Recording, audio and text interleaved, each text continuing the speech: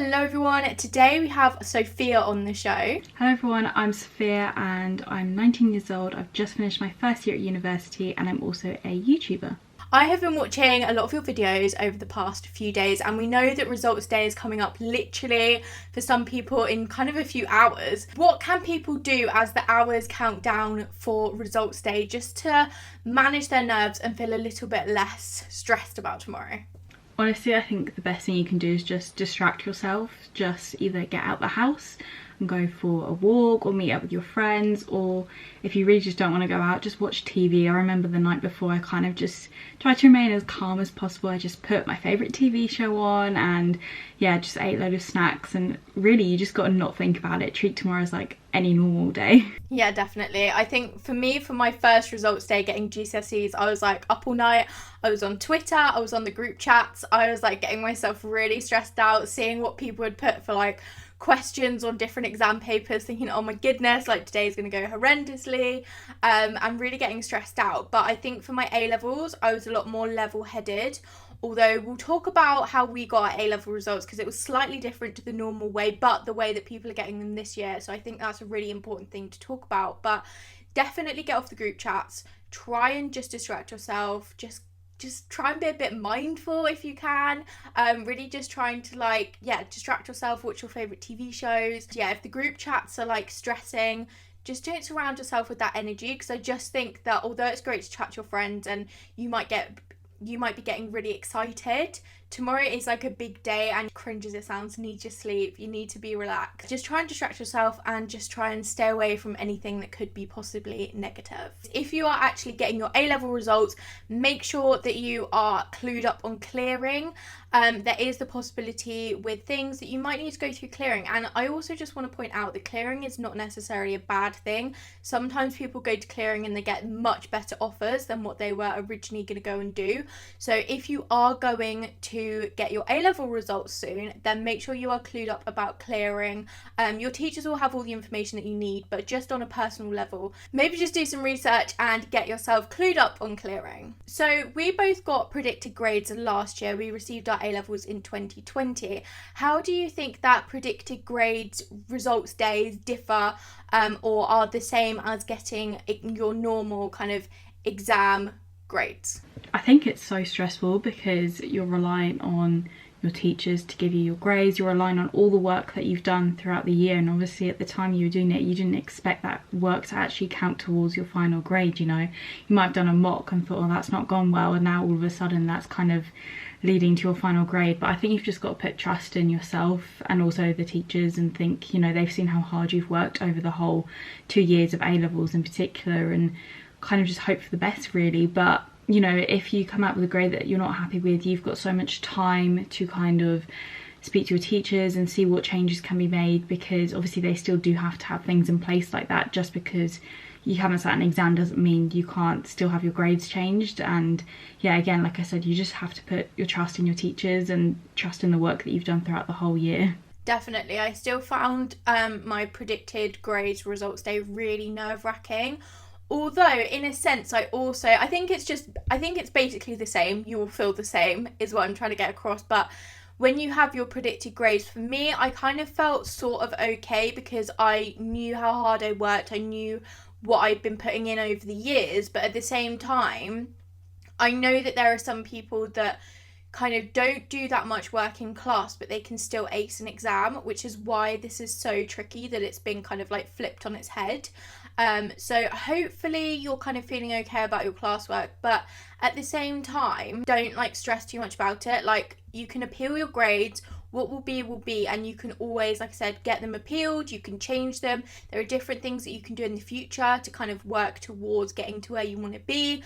I also had a teacher at the same time that I didn't really get along with, and that was the one that I was really like, oh my goodness, how is this going to go? Because I was kind of worried that she was maybe going to put her sort of prejudice towards me in those grades, but at the same time, they're not allowed to. It has to be actually based on your work. So if you feel like that's maybe happened, definitely get them appealed. Like, if you're just not happy, please get them appealed, because But also at the same time, when you're getting your predicted grades, it's not based on one exam. It's kind of based on a range of different things, which might be amazing for you. And you might be like, oh my goodness, this is my dream.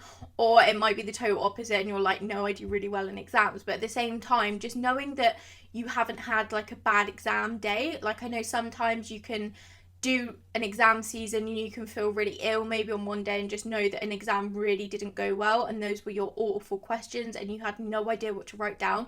Just know that that hasn't really happened. I mean, obviously it could have happened in your mocks, but they're using a range of different things to actually create your grades. So know that you haven't had an exam day and hopefully that'll make you feel a little bit better. Now, I've certainly had a results day that didn't go too well. I was actually indeed crying and I hope that that is not the case for you. But if tomorrow doesn't go the way they hope for some students, what can they do to help themselves feel a bit better? Oh, I can totally relate. I remember GCSE results day being such a massive stress. What I think what you've got to do is just go out and celebrate with your friends regardless. You know, you've worked so hard and, you know, don't let like 1 or 2 grades kind of put a damper on the whole thing really. And yeah, I think obviously now with things being open, you can go out and you can go and celebrate, and you should just be celebrating your achievements as a whole. And I think you have to remember, especially with GCSEs and that, it's just not the end of the world. Like, it's just there to get you to the next step, but there's so many different pathways people can take now, and even with your A-level results, it's not the end of the world. There are so many unis out there and there's so many different processes you can go through now to get into uni, and you've got so many different options. So yeah, I think the one thing you just have to have in the front of your mind is it's not the end of the world and I should be proud of everything that I've done.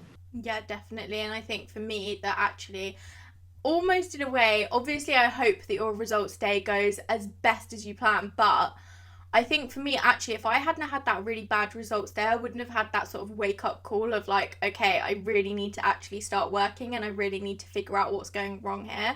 So I definitely think that, like you said, like sometimes that when things like are sort of bad and you're nervous and stuff, it can actually blossom really good things out of it and it can actually help you forward in the future. But again, there are so many different routes nowadays and it's just one obstacle in the way. Like, it's one piece of paper.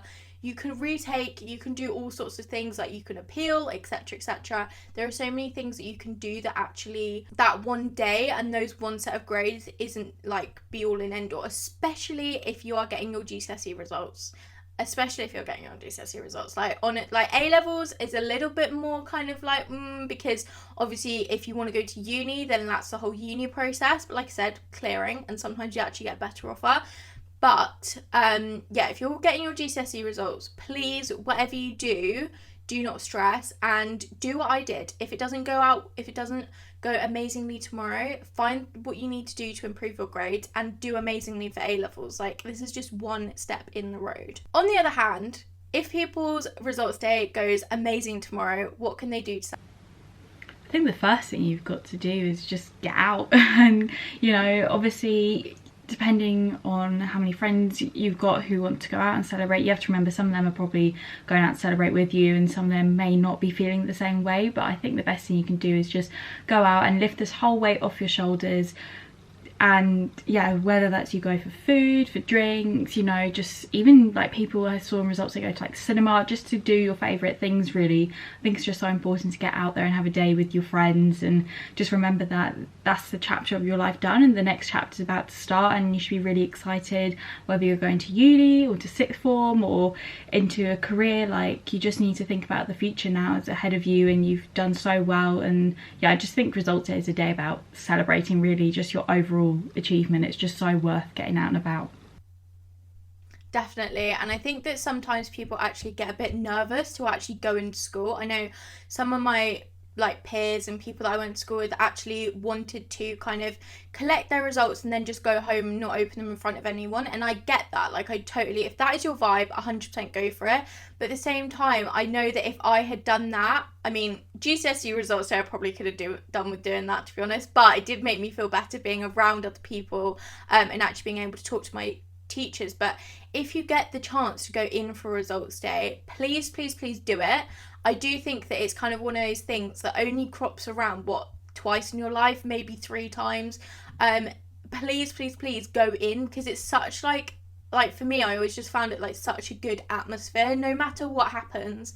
The teachers are there being so supportive, and you can kind of like chat to your friends, and I personally kind of wish I could do another results day. Like they are such like good days, and then you kind of all disperse and you go out and do your little things that you have planned for the day. Definitely if you haven't already, grab your friends together, make a plan for what you're going to do, whether it's amazing news or the worst news ever, to either celebrate or take your mind off of it, honestly, because I really think that getting out and actually doing something and celebrating and just having a good time, whether that be you got your A-level results and you're going to go to the club, or whether that be you got your GCSE results and you're going to go kind of like go to the cinema or do something fun with your friends, please do it and like make the most of the day.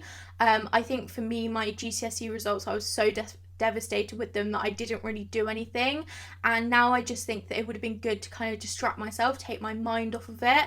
For A-levels, I definitely did kind of celebrate, but it was also in the middle of a pandemic and it was really, really bad last year as well, and things weren't really open.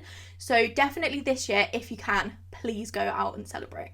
As we've kind of spoken about, there will be mixed bags on results day, whether you did amazing or you didn't do too great, or whether you did amazing and your friend didn't do too great. How do you think that people can kind of support their friends, and what should they do if maybe they've opened their results and they're really happy with them, but maybe their friend is very devastated by theirs? Yeah, it's a really tough one. I think especially with last year, with the whole like downgrading thing, I had friends who we've been working at the same level all year, and then we came out with two very different set of results.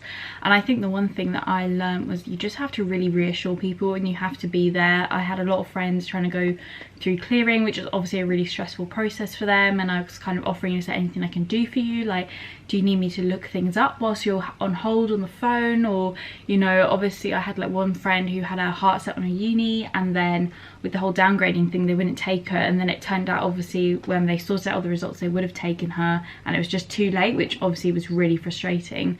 But I think just to support your friends, you've just got to remind them like things have happened for a reason, and actually where you're going now could be a way better uni, and you could be having the best time of your life instead. And for a lot of my friends it actually has worked out. They've really enjoyed the places that they've gone to.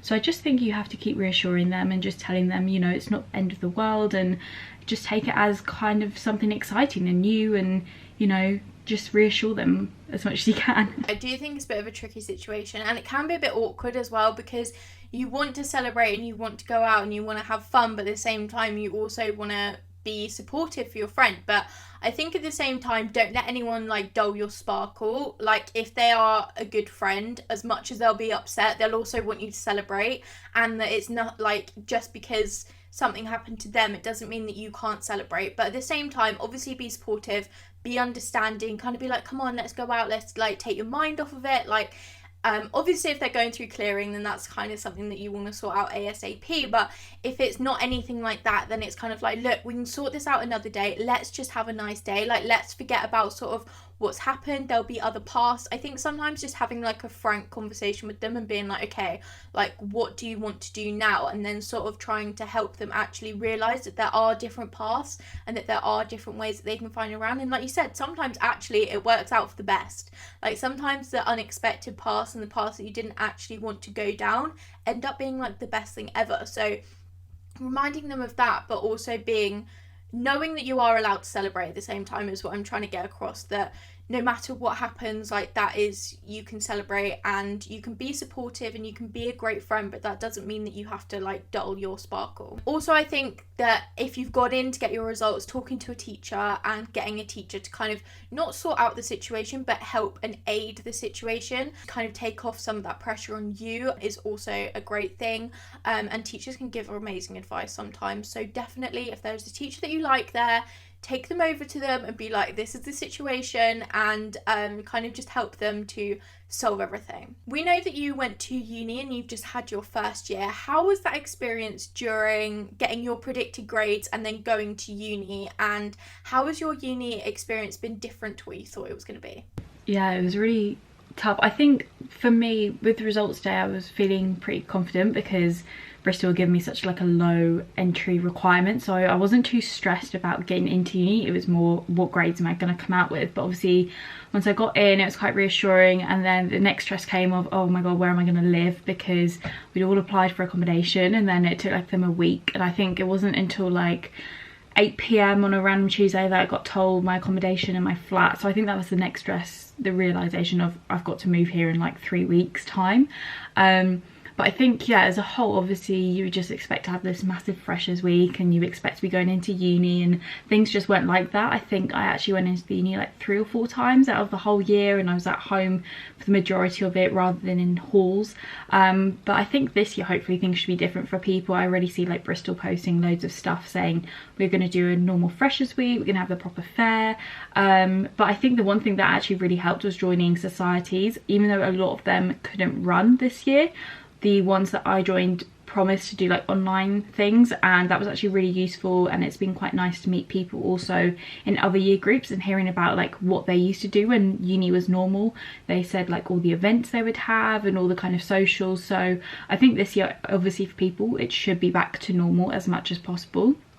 But for me, yeah, it was just a very different experience. I was expecting to like go into uni all the time and meeting a load of people, and as much as I was able to meet people, it just wasn't the same as what was initially advertised.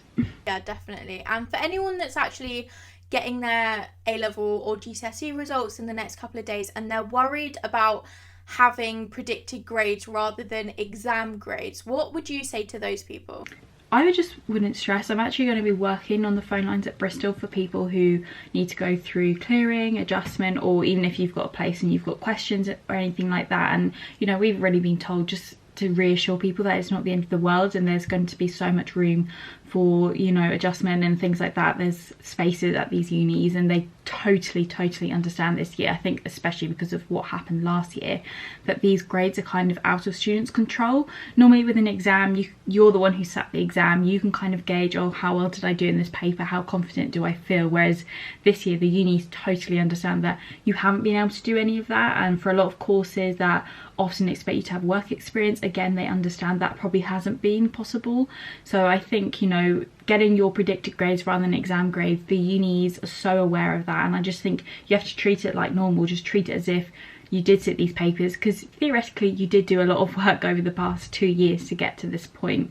And again, yeah, everyone just understands how difficult these past 2 years really of studying have been, and you've not been taught properly, and you've not been in all the time or sat as many papers as you wish, or, you know, sitting things at home is not quite the same as being in a normal environment. And it's the same when it comes to your first assessments at uni. They totally understand that you've not written anything properly for months. So yeah, I just wouldn't stress too much. I think it's also really important to remember that predicted grades are being treated as normal grades. Like, they are literally the same. So you will not be penalised when you go to get a job. You will not be penalised in any kind of way. They are just normal grades. So thank you so much for talking today. It's been absolutely amazing. What would be your final advice for anyone going to collect their results in the next couple of days? I would say just enjoy it. Just enjoy the day. Like you said, the whole atmosphere of results day is crazy. I think last year it was a bit of a shame with A-level results day. We all got our results online. We weren't able to go into uni, and it was a bit of a shame we couldn't do the normal thing there. You go pick up the envelope and you have all your pictures taken or anything like that. But if you're able to do that this year, definitely go and do that, because I remember with GCSE results day, it was just a whole different atmosphere, and it was really exciting. And my brother went last year, and they got like a time slot and for his GCSE results, and although it wasn't still the same, it's just really nice. So I'd say, yeah, just enjoy the whole day, and this only happens like once or twice in your life, so it's really good fun. So thank you so much for chatting today, Sophia. Where can people find you online if they want to find more about your university journey? Yeah, so you can find me on YouTube. My channel is Sophia X, or you can follow me on Instagram, which is at Sophia X YouTube. And yeah, all the links then to anywhere else are on my Instagram. Thank you so much, and we will catch you next week with a brand new episode of the Style Study Show.